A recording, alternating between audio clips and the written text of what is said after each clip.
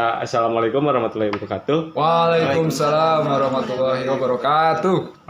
Sebelumnya nama saya Diki Syarif Hermawan dan ini ada teman saya Nur Khaliza dan satu lagi ada teman saya Taufik Nafawiguna.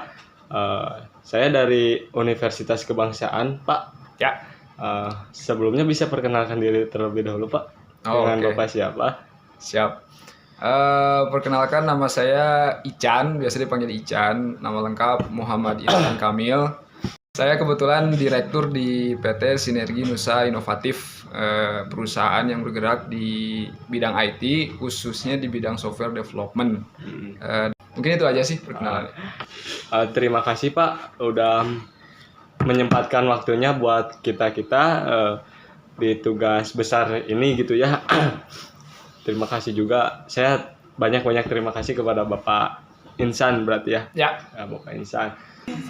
Saya di sini mau sedikit bertanya sih Pak, tentang COVID yang ada di Indonesia ini ataupun di luar Indonesia, di dunia inilah. Nanti pertanyaannya akan langsung ini sama Nur gitu. Oke. Nur? Bagaimana pendapat Bapak peran teknologi informasi dan komunikasi pada perusahaan ini sebelum pandemi melanda Indonesia? Peran teknologi informasi dan komunikasi pada perusahaan ini sebelum pandemi. Iya. Sebetulnya bingung juga ya kalau misalkan mendeskripsikan peran TIK terhadap perusahaan, dampaknya terhadap perusahaan ini ya di era sebelum pandemi, karena teknologi informasi dan komunikasi atau yang kita sering kenal dengan TIK itu sebetulnya merupakan bidang yang dimana tuh kami antusias dan interest gitu. Jadi sebetulnya bukan ke perusahaannya sih, lebih ke orang-orangnya gitu. Jadi perannya terhadap perusahaan ini bisa ada karena memang kita tuh istilahnya IT enthusiast gitu. Ya. Jadi memang bukan TIK-nya yang berperan, tapi orang-orangnya gitu. Dan TIK itu hanya sekedar sarana mungkin. Ya mungkin memang berbarengan juga, dan kebetulannya juga orang-orang yang di dalamnya itu memang interestnya ke TIK. Contohnya saya basically sebelumnya di multimedia, sekarang ke programming, kemudian saya sekarang jadi bertransisi ke operational manager di satu perusahaan IT, kemudian saya punya perusahaan sendiri sekarang. Ya berangkat dari itu sih, dari interest sama passion dan antusias gitu. Kurang lebih seperti itu sih kalau yang saya bisa jelaskan. Ada lagi? Ya, saya Pak bertanya, saat pandemi berlangsung, bagaimana keberlangsungan peran teknologi informasi dan komunikasi perusahaan ini berjalan? Oke, ini yang menarik sih sebenarnya di zaman pandemi tahun 2020 ya kalau nggak salah gitu. Nah ini yang menarik nih. Pada saat transisi dari sebelum pandemi dan ke pandemi, menariknya adalah hanya komoditas TIK atau teknologi informasi dan komunikasi yang tidak terdampak oleh pandemi ini sebetulnya. Ya. Malah justru demand atau permintaan pasar ke komoditas ini malah meningkat sangat tinggi gitu. Dimana di saat komoditas yang lain seperti komoditas pangan, komoditas pakaian atau papan, istilahnya hal-hal yang dikonsumsi sehari-hari gitu kan, yang awalnya komoditas yang tertinggi gitu ya, sekarang terbalik gitu. Jadi sekarang komoditas yang tertinggi itu adalah teknologi informasi dan komunikasi, dan bisa dibilang itu sudah memiliki posisi yang sejajar, yang setara dengan komoditas lainnya. Jadi kan biasa yang kita tahu tuh yang kita butuhkan itu pangan, papan dan sandang kan? Ya. Gitu kan. Nah, sekarang ada tambahan lagi, papan, sandang, pangan, kuota. Ya betul. betul. Promosi. Kurang lebih seperti itu. Jadi dampaknya ya itu tadi, IT itu tidak terkena dampak sedikit pun gitu. Malah demand-nya semakin meningkat karena orang-orang yang awalnya bertemu tatap muka jadinya tidak perlu bertatap muka pun, tapi bisa berinteraksi melalui apa? Melalui teknologi gitu. Itu sih. Kalau dari dampak perusahaan, dampak dari karyawan perusahaan itu apa, Pak? Nah, Yang menyebabkan dampaknya gitu ya. Banyak yang layoff kan ya. Ya. Kita ini sebenarnya kalau misalkan ngebahas employee-nya ya, itu karyawannya. Spektrumnya luas gitu. Kenapa saya bilang spektrumnya luas? Kita bicara dari sisi kesejahteraan. Kemudian karena Covid kita berbicara dari sisi kesehatannya juga. Kemudian dari sisi bisnisnya kita berbicara kelayakannya seperti apa gitu. Karena jujur ya di zaman pandemi ini mungkin para pelaku usaha lainnya mungkin ikut merasakan bahwa selain harus memaintain bisnisnya, mereka harus memaintain karyawannya. Salah-salah memaintain karyawan bisa-bisa layoff dalam skala yang besar. Mungkin teman-teman di sini pernah lihat berita lah. Teman-teman pernah lihat berita banyak sekali perusahaan yang punya pabrik semisalkan, atau perusahaan yang kantoran gitu kan. Kebanyakan mereka nge-layoff karyawannya. Kemudian ada juga yang bekerjakan di rumah, kurang lebih seperti itu. Dan setelah itu tidak selesai gitu, dan perusahaan tersebut harus misalkan nih karyawan tersebut harus divaksin oleh perusahaan tersebut gitu kan. Kemudian si perusahaan tersebut harus mengikuti standar dari Kemenkes sekarang apabila ingin beroperasi gitu. Lebih seperti itu. Jadi dampaknya terhadap karyawan tuh jujur banyak banget spektrumnya gitu. Banyak banget istilahnya ya, cabangannya lah gitu kalau mau ngebahas karyawan. Tapi yang jelas dari sisi karyawan jadi makin banyak kerja aja kalau di sisi komoditas TIK gitu. Karena itu tadi mengikuti demand yang meningkat, demand di pasar yang meningkat gitu. Selain itu juga kita harus nge-maintain kesehatan si karyawannya sih yang penting. Itu sih. Dari perusahaan sendiri ya, Pak. Maaf saya sedikit melenceng ya, Pak ya. Cuman ingin tahu aja. Kalau dari pendapatan gitu, Pak, apakah selama pandemi ini menurun ataupun malah menaik gitu, Pak? Alhamdulillah meningkat sih. Meningkat. Dan meningkatnya itu 2 kali lipat. Aneh juga sih sebenarnya. Itu makanya saya bilang menarik kan gitu. Makanya saya bilang menarik. Kenapa pada saat sebelum zaman pandemi itu kenaikan tuh tidak terlalu signifikan ya. Tapi ketika pandemi itu 2 kali lipat naiknya gitu. Karena ya memang itu tadi ya. Sekarang zamannya disruptif nih. Sebenarnya lagi zaman istilah disrupsi ya. Yang dimana bukan kita yang datang ke pasar, tapi pasarnya yang datang ke kita gitu. Kurang lebih kayak gitu. Nah, teknologi itu hadir untuk mengakomodir itu gitu. Dan ketika demand sudah tinggi, tapi yang bikinnya cuma sedikit, nah disitulah profit bisa diambil lah gitu. Jadi intinya sih itu tadi kenapa kita bisa mengalami lonjakan sampai 2 kali lipat, karena ya demand-nya banyak, tapi tidak banyak juga orang yang bisa memenuhi demand tersebut. Lebih seperti itu.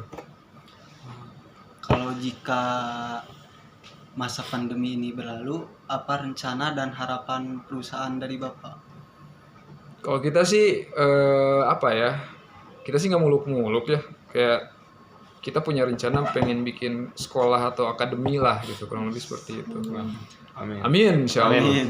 Karena untuk memaintain suatu ekosistem bisnis kita harus ngasih knowledge juga kan ke calon prospek. Sekarang ibarat kata kita jual produk, tapi produk tersebut si user nggak tahu gimana cara pakainya, gitu kan? Terus buat apa sih sebenarnya substansinya kita pakai teknologi gitu kan? Sekarang tuh banyak yang salah kaprah gitu. Kan teknologi informasi itu kan terdiri dari 2 kata, teknologi sama informasi. Orang itu banyak terkecoh dengan teknologinya, bukan informasinya. Nah, itu yang salah kaprah. Nah, makanya kenapa kita punya concern ke arah sana untuk memberikan knowledge dasar TIK tuh untuk orang umum ya, tidak hanya untuk praktisi atau para pelaku gitu ya. Karena ya itu tadi, untuk di sisi bisnis untuk memaintain ekosistem bisnisnya. Yang kedua untuk apa ya istilahnya? Kita kan udah masuk ke era persaingan pasar global lah. Ya, Iya. betul. Yang dimana kualitas suatu individu tuh dinilai bukan didasari atas nilai dari mana dia berasal, dari suku mana dia berasal gitu kan. Terus pendidikan dan lain sebagainya lah gitu. Sekarang orang dinilai oleh kemampuan dan wawasannya gitu. Nah, kita sih mungkin bisa dibilang efeknya ini kayak efek domino gitu. Setelah kita sampaikan knowledge itu bisa memberikan benefit yang lainnya lagi secara tidak sadar gitu. Dan kita belum tahu secara eksplisit apa aja sih gitu. Tapi yang kita tahu itu, setelah semua orang tahu TIK itu apa, IT itu apa, saya yakin sih orang-orang Indonesia ya khususnya bisa bersaing di pasar global gitu. Itu sih. Tapi kan tadi si Topik tanya, kalau itu kan harapan pas pandemi berlalu. Sekarang kan pandemi masih berlalu. Nah, cara kayak ibarat TIK itu ke masyarakat, ke konsumen, itu gimana? Kan katanya tadi ada teknologi dan informasi. Betul. Nah, caranya itu gimana? Sekarang kan harapannya tadi kan buat kayak pembelajaran sekolah. Tapi kan sekarang masih pandemi. Nah, caranya buat ke masyarakat, ke konsumen, itu gimana? Ya, berarti kan dengan kata lain engagementnya seperti apa ya? Bentuk engagementnya kan.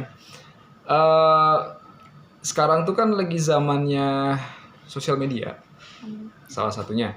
Tapi apakah bentuknya hanya lewat sosial media? Enggak juga. Sekarang ada Kemendikbud tuh punya program apa sih, Kampus Merdeka ya? Iya, Iya. betul, Kampus Pak. Merdeka. Kita bisa join tuh di sana.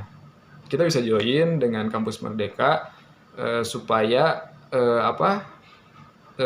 mahasiswa yang berada di universitas atau institut atau di tempat perkuliahan manapun itu ketika lulus dia bisa mengikuti standarnya industri, permintaan industri. Nah, dari situ pun juga sebetulnya kita sudah sedikit demi sedikit udah engagement gitu. Meskipun tidak ke masyarakat secara luas ya, tapi kita melalui mahasiswa. Tapi perlu diketahui juga, mahasiswa itu sebetulnya adalah bisa dibilang dulu ada istilah mahasiswa itu adalah role modelnya masyarakat. Jadi mahasiswa itu adalah role model masyarakat di sekitar dia tinggal. Artinya ketika kita bisa approach ke mahasiswa atau sampai knowledge kita ke mahasiswa, nanti mahasiswa tersebut yang akan meneruskan pemahamannya ke circle-nya dia. Dari circle-nya dia nambah lagi circle-nya yang lain. Dari circle-nya yang lain nambah lagi circle-nya yang lain gitu. Ya seperti yang saya bilang tadi kayak domino gitu. Jadi dapat satu orang tersebut paham dan dia bisa bisa menyampaikan informasi tersebut secara akurat dan tepat. Saya yakin itu akan sampai juga ke circle-nya dia. Jadi circle-nya dia makin expand dan pada akhirnya jadi umum. Jadi approach-nya lebih ke segitiga sih. Dari kerucut sampai ke kalau segitiga kan gini ya. Ya. Kita dari atas.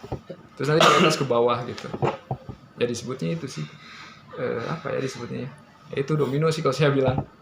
Jadi salah satunya itu dan tidak membatasi juga sih, kita ngeblas informasi di sosial media, di website juga gitu kan. Dan kita berkooperasi dengan Google, kemudian kita berkolaborasi juga gitu dengan raksasa-raksasa teknologi lainnya. Jadi sekarang itu sudah bukan musimnya lagi untuk berkompetisi sih. Sekarang itu sudah musimnya untuk berkolaborasi. Nah, sebetulnya. betul.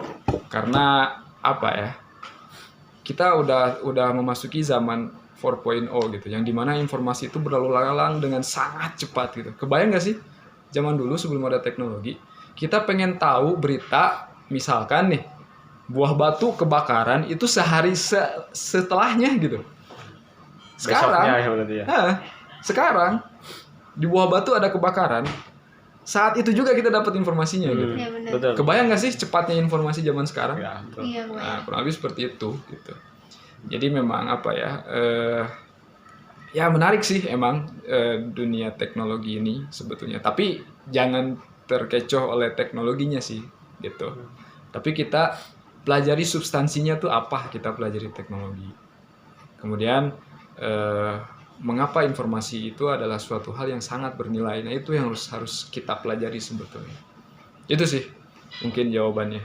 Gimana caranya engage ya? Kita pakai cara yang yang tersedia saat ini gitu. Kita start dari terkecil, baru nanti pun sedikit demi sedikit tidak terasa kita akan jadi besar gitu. Gitu. Ya, paling udah cukup ya kawan-kawannya. Iya. Bahwa di pandemi ini bidang IT itu makin menaik gitu ya, bukannya makin menurun ya gitu ya Pak ya. Intinya dari ya paling segini sih Pak pertanyaan dari kami gitu ya Pak. Terima kasih juga Pak atas waktunya buat menyempatkan hadir gitu ya buat di diskusi hari ini gitu ya Pak. Saya banyak terima kasih kepada Bapak Ihsan Kamil. Ya, terima kasih.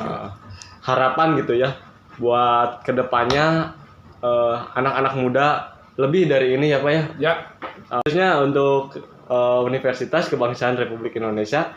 Ya. oke. Assalamualaikum warahmatullahi wabarakatuh.